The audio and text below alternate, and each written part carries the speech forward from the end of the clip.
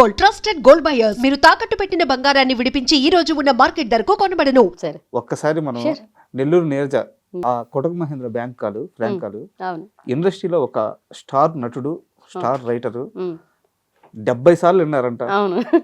ఎవరైనా తనిఖీలు భరణిశారు మాకు కరోనా టైంలో శేషు జబర్దస్త్ శేషు ఉన్నారు అన్న ఫోన్ చేశారు. మేము అది కరోనా టైంలో మేమిద్దరం ఖాళీగా కూర్చొని అన్న ఒక కామెడీగా సరదాగా అనుకుంటున్నాం, స్క్రిప్ట్ కూడా రాసుకోలేదు అది. తను నా మాటల మధ్య నడుస్తుంది అది. నడుస్తూ నేను ఒక ఫ్రాంక్ కాల్ చేస్తానే, నువ్వు ఒక మాట్లాడుకుందాం, మనం ఒక జనరల్గా ఒక వినడానికి ఒక ఆడియో చేసుకుందాం అనేది ఒకటి వచ్చిందనమాట.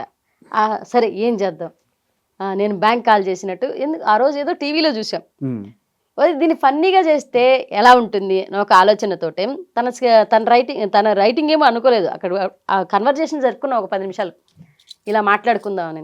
తను వెళ్ళి మాట్లాడిన దానికి నేను బయట అవును నేను ఇంట్లో ఉన్నా, తన ఇంటి వాకిటి బయట ఉన్నారు. అంతే గ్యాప్లోనే మాట్లాడుకున్నాం. ఫోన్ చేసి నేను కొటక్ మహేంద్ర నుంచి మాట్లాడుతున్నానండి, ఎవరు ఏం మాట్లాడేదని చెప్పి మేము ఇద్దరు మాట్లాడుకున్నాం. ఎవరు ఏం మాట్లాడేదా, ఇది మహేంద్ర వెంకటరమో మహేంద్ర గడి కొట్టినారట మేహ అనేసి చేసామన్నమాట.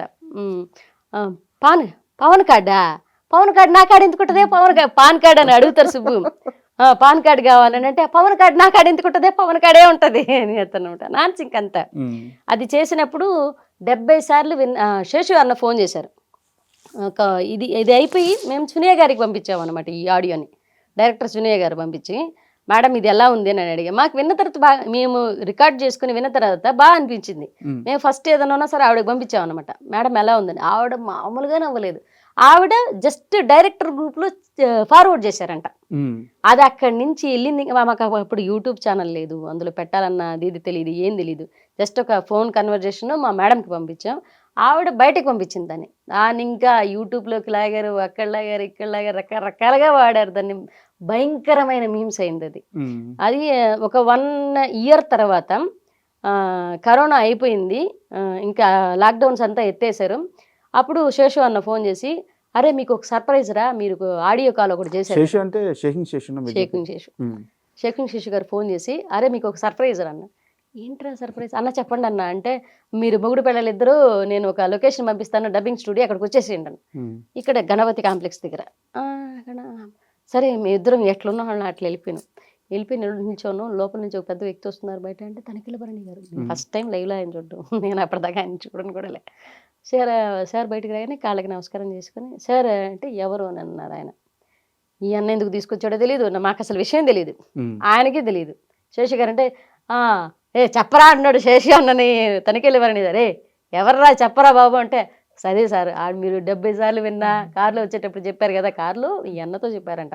నేను ఒక ఆడియో వింటూ ఇది 70 సార్లు విన్నా శేషు, నేను నాకు ఎంత ముచ్చటేసిందంటే, నాన్సింక్లో మాట్లాడతారు వీళ్ళు, ఎంత బాగా మాట్లాడంటే, ఆడు మొగుడు వెళ్ళాలండి నాకు తెలుసు, మన జబర్దస్త్లో కూడా చేశారు, నా టీంలో కూడా చేశారు, ఆ అబ్బాయి కూడా అమ్మాయి వాళ్ళు వేరే టీవీలో కూడా చేస్తారని చెప్తే అవునా నవ్వారంట.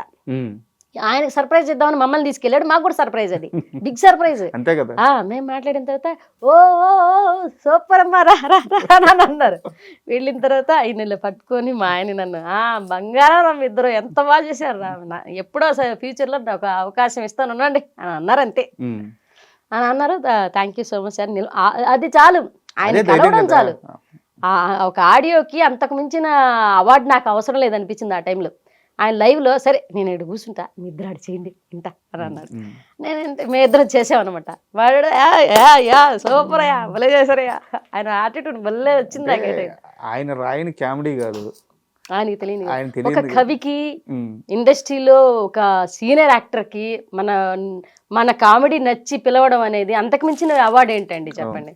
నాకు అది ఆ టైంలో చాలా బిగ్ అచీవ్మెంట్ అనిపించింది. నవ్వి మీ ఇద్దరం ఒక ఫోటో దిగి పక్కన కూడా పెట్టుకున్నాం అనమాట. అట్లా జరిగింది. అంటే అక్కడి నుంచి కట్ చేస్తే చాలా వెబ్ సిరీస్లో యాక్ట్ చేశారు. సో అంటే స్టేజ్ షోలకు కానీ, టెలివిజన్ షోలకు కానీ, ఇక్కడ మనకి వెబ్ సిరీస్లకు వచ్చేలేకే ఆ యాక్టింగ్ తీరు మారిపోద్ది, చాలా తేడా ఉంటుంది. ఎలా మెర్జ్ అవ్వగలిగారు? ఒకటండి, నాకు ఈ కామెడీ షోలు ఇవి అంటే ఫస్ట్ ఆఫ్ ఆల్ నేను ఇక్కడ యాక్టింగ్ చాలామంది అంటారు అసలు మీరు యాక్టరే కాదు, నేను మా కుటుంబ సభ్యులు కానీ నేను ఎవరు యాక్టర్స్ లేరు. మాకు అసలు మా పెదనాన్న గారు అంటే ఆయన జానపద కళాకారుని, ఆయన సాంగ్స్ పాడుకునేవాడు. కానీ ఏ ఇండస్ట్రీకి సంబంధం లేకుండా వచ్చి యాక్టింగ్ ఎక్కడా నేర్చుకోకుండా జనాల్ని మెప్పించడం, అందులో కమెడియన్గా స్టార్ట్ అవ్వడం, అన్ని నవరసాలు అన్నీ చేయగలడం ఒక ఎత్తు అయితే, కామెడీ చేయడం అనేది పూర్తి కామెడీ చేసేవాళ్ళు మిగతా ఏ క్యారెక్టర్ అయినా చేయగలరండి.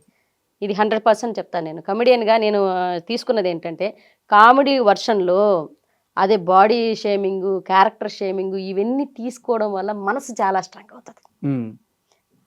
బాడీ షేమింగ్, క్యారెక్టర్ షేమింగ్ అన్నీ తీసుకుంటాం. మన మీద మన కౌంటర్లు వేయించుకుంటాం, పక్కన మీద కౌంటర్లు వేస్తాం. ఇవన్నీ మన అనుకుంటాం కానీ ఆర్టిస్ట్ని చాలా స్ట్రాంగ్ చేస్తాయి. కమెడియన్కి ఉన్న స్ట్రాంగ్ మెంటాలిటీ హీరోకి కూడా ఉండదు. అంత స్ట్రాంగ్ మైండెడ్ వస్తారు. ఎందుకు అని అంటే బాడీ షేమింగ్, క్యారెక్టర్ షేమింగ్, ఎత్తుకుంటే క్యారెక్టర్ షేమింగ్ చేస్తావు. నువ్వు అట్లా ఇదే వ్యక్తిని ఒక కమెడియన్ని తీసుకొచ్చి బయట ఒక మాట అనండి ఆయన తట్టుకోలేరు, ఒక స్టేజ్ మీద 100 అనండి తట్టుకోగలరు. నవ్వించడానికి దేనికైనా రెడీ. అది మెంటల్గా ఫిక్స్ అవుతారండి. నవ్వించడానికి దేనికైనా రెడీ. అది నిజ జీవితంలో కూడా ఎలా అవుతుంది, అవతలని నవ్వించడానికి మనం ఏం చేసినా తప్పులేదు. మీకు వెబ్ సిరీస్ల పరంగా ఫస్ట్ బ్రేక్ అంటే భామా కలాపం అనుకోవచ్చా? భామా కలాపం అనేది సినిమా కదా. అవును, ఓటీటీలో అవును. First break Bhama Kalapam. Web సిరీస్లు వల్ల కూడా కాదు కానీ అప్పటికి నేను కామెడీ షోల్లో యాజ్ ఎ టీమ్ లీడర్గా ఉన్నాను. హంగామా, జబర్దస్త్, మళ్ళీ వచ్చేసి ఎక్స్ప్రెస్ రాజా అనేది మన యాంకర్ ప్రదీప్ గారికి 1.5 year అమ్మగా నడిచాను దాంట్లో. నేను మంగళవారం ఏదో షో వచ్చేది అప్పుడు. సో అంటే ఇంకా జబర్దస్త్ వరకు రాలేదు. ఓటీటీ విషయానికి వస్తే ఫస్ట్ బ్రేక్ ప్రియమణి గారు. సో ఆమెతో ఎలా ఉండేది? ఆవిడ చాలా మంచి ఆవిడండి. నాకు ఫస్ట్ టైం ఒక హీరోయిన్తో చేయబోతున్నా నేను. పిలిచి హీరోయిన్కి అక్క క్యారెక్టర్ అన్నారు. అంటే ఆవిడ అక్కని పిలుస్తారు నన్ను. మీరు ఇంటి ఓనరు అన్నీ మీ పమ్మి సాయి గారు అనేసి ఆయన హస్బెండ్ క్యారెక్టర్. నాకు అటు చెప్తే నాకు టెన్షన్ వచ్చింది ఫస్ట్. ఒక హీరోయిన్తో కదా, ఆవిడ అప్పటికే బాగా సక్సెస్లో ఉన్న హీరోయిన్ ఆవిడ, ఎవరితో చేయబోతున్నాం, ఎట్లుంటుంది ఏంటో. వాళ్ళ హీరోయిన్ అంటే ఒక రకమైన మనకు దడ ఉంటుంది కో ఆర్టిస్టులకి, వాళ్ళు ఎలా తీసుకుంటారో, మనం పక్కన ఎక్కడ ఉండాలో ఏంటో ఇవన్నీ. ఆవిడ క్యారవాన్ నుంచి వచ్చి ఆవిడ క్యారవాన్లో కూర్చోగా నేను చూడలేదండి భామా కలాపం సినిమాలో. ఎందుకు అంటే ఆవిడ సెట్లోనే ఎక్కువ శాతం ఉన్నారు. సెట్లోనే ఎండ వస్తున్నా సరే ఒక తెర వేసి ఆవిడ కూర్చునేవాళ్ళు అనమాట. టెంట్ ఒకటి వేసి ఆవిడ కూర్చోబెట్టేవాళ్ళు. ఆవిడ వెళ్ళరు. నేను ఆవిడని చూసి నేను అప్పుడే సినిమాల్లోకి వస్తూ నేను ఆవిడని చూసి కొన్ని నేర్చుకున్నాను అనమాట. ఆవిడ ఎంతసేపు ఉన్న సరౌండింగ్స్ని ఎంత హెల్దీగా భావిస్తారంటే, ఇప్పుడు డీ షోలో ఆవిడ జడ్జిగా ఉన్నారు. ఎప్పుడు కూడా మనం ఎదిగేటప్పుడు బాండింగ్స్ అనేవి, గౌరవాలు అనేవి, చుట్టుపక్కల వాళ్ళని గమనించడం అనేది ఎంత ముఖ్యమో నాకు అప్పుడు అర్థమైంది. అదొక ప్లస్ పాయింట్ నాకు తెలిసిందనమాట. సీనియర్ యాక్టర్స్ని కలవడం వల్ల మనకు తెలిసే విషయాలు ఏంటంటే, ఇలా ఉంటే కూడా యాటిట్యూడ్ ఇలా ఉండాలి, ఎదిగే కొద్దీ మనం వీళ్ళని గమనించుకోవాలి పక్కవారిని అనేసి నాకు అదొక ఒక పాయింట్ అయితే రైజ్ అయింది బాగా. ఆవిడ వచ్చినప్పటి నుంచి రండి, నేను దూరంగా నిల్చున్నాను. నేను ఆవిడ హీరోయిన్ ఎలా తీసుకుంటారు అంటే, ఈ స్ట్రగుల్ పడి వచ్చి టీమ్ లీడర్స్ మధ్యన ఎంత చూసి వచ్చున్నాను కాబట్టి ఒక్కో రకమైన యాటిట్యూడ్తో ఉంటారు. సరే మనం హీరోయిన్తో చేస్తున్నాం, మనం ఎందుకు దగ్గరికి వెళ్ళి మాట్లాడడం, ఇదంతా ఎందుకు, మన సీన్ వచ్చినప్పుడు చేసుకుని వచ్చేద్దాం. నేను దూరం కూర్చుంటే ఏంటి అక్కడ అనింది. మేడం అంటే రండి ఎందుకు అక్కడ అనింది. లేదు జస్ట్ అక్కడికి నా దగ్గర కూర్చోవద్దా అనింది. అయ్యి అలా ఏం లేదు మేడం అంటే, మరి ఎందుకు కూర్చోండి, పేరేంటి అనింది. నీరజ అంటే, నీరజ గారనే మాట్లాడింది. నీరజ గారు కూర్చోండి, ఏం చేసేవారు ఇంతకుముందు అంటే, షోలు చేశారు మేడం అంటే, ఓ సూపర్, మా పిల్లలు పెళ్ళయిందా, పిల్లలు ఫోటో చూపిస్తే చూస్తున్నారు, హస్బెండ్ ఏం చేస్తారని అడుగుతారు. కన్వర్సేషన్ ఆవిడే జరిపారనమాట. ఆవిడ క్వశ్చన్ అడుగుతుంటే, అవును మేడం నేను సమాధానం చెప్తుంటే, ఫ్రీగా ఉండండి, ఫ్రీగా మూవ్ ఆన్ అవ్వండి, పర్లేదు ఏం కాదు, మీకన్నా నేను సినిమాల ముందు వచ్చినా అంతే, నేను ఒక హీరోయిన్, మీరు క్యారెక్టర్స్, మీరు లేకపోతే నేను లేకపోతే మీరు లేదు, మనం అందరం లేకపోతే వీళ్ళందరూ లేకపోతే మనం అందరం లేదు, ఇదే పాయింట్ గుర్తుపెట్టుకో, భయపడద్దు ఇప్పుడు కూడా. నేను కరెక్టే కదా అనుకుని కూర్చొని, కానీ సెకండ్ డే కూడా నేను బార్డర్స్ దాటి మాట్లాడలేదు. ఆవిడ పిలిస్తేనే మాట్లాడుతూ ఉండేది, కానీ పక్కగా కూర్చోరు. ఆ సినిమా అయిపోయేంత వరకు 7 days ఏమో కాల్ షీట్ ఇచ్చారు. ఆ 7 days ఆవిడ పక్కన కూర్చున్నాను. మామూలుగా హీరోయిన్స్ అలా ఉండరంట సెట్లో? ఉన్నారు. నేను ఫస్ట్ టైం నేను ఒక హీరోయిన్తో, అంటే మిగతా హీరోయిన్లతో కూడా రీసెంట్గా చాలా చేశాను నేను, హీరోయిన్ తోటి. బట్ ఆవిడని చూసినంత తర్వాత మళ్ళీ నేను యాంకర్స్ని కూడా అంత దగ్గరగా ఎవరిని చూడలేదు. అంత ఫ్రీగా. నేను 1.5 year ప్రదీప్ గారికి యాంకర్ అమ్మగా చేస్తే నేను ప్రదీప్ గారి రూమ్ దగ్గర దరిదాపులకు కూడా నేను ఎప్పుడు పోలేదు. ఓకే. స్టేజ్ మీద మాట్లాడతారు, స్టేజ్ దిగిన తర్వాత ఎవరి దారి వాళ్ళది. మళ్ళీ శ్రీముఖి గారు రూమ్ దగ్గరికి వచ్చి మాట్లాడతారు, శ్రీముఖి గారి దగ్గర తీసుకుంటారు, శ్రీముఖి గారు క్లోజ్గా అంటే శ్రీముఖి గారితో జూ లకటక అని ఒక షో నడిచింది, అది కూడా 1.5 year నడిచింది. అప్పుడు ఆవిడ ఇంకా ఫ్రీగా మూవ్ అయ్యారు అనమాట, మాట్లాడతారు. యాంకర్ ప్రదీప్ గారు అంటే ఆడవాళ్ళతో చాలా తక్కువ మాట్లాడతారు, ఆయన మరీ క్లోజ్గా ఉంటే తప్ప. నేను అమ్మ క్యారెక్టర్ చేస్తున్నా సరే అది చూడగానే లేచి నిలబడేవాళ్ళు, నిలబడి అమ్మ బాగున్నారా కూర్చోండి తర్వాత మీ క్యారెక్టర్ ఇవాళ ఏం చేయబోతారు అంత స్టేజ్ వరకు. స్టేజ్ దిగితే ఆయన మళ్ళీ ఆయన బాగా మొహమాటం, మళ్ళీ దిగి వెళ్ళిపోయేవాళ్ళు అనమాట.